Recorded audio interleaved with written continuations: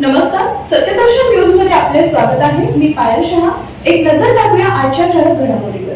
बापरे, शालेय पोषण आहारात 1800 कोटींचा घोटाळा. महाराष्ट्र राज्यातील शालेय पोषण आहारात तब्बल 1800 कोटी रुपयांचा घोटाळा झाल्याचा गंभीर आरोप ठाकरे गटाचे आमदार कैलास पाटील यांनी केलाय. निविदा प्रक्रियेत 134 रुपये प्रति किलो दराने हिरवे वाटाणे पुरवण्याची अट असताना प्रत्यक्षात शाळांमध्ये 30 रुपये प्रति किलो दराने पांढरे वाटाणे दिले जात असल्याचं पाटील यांनी म्हटलंय.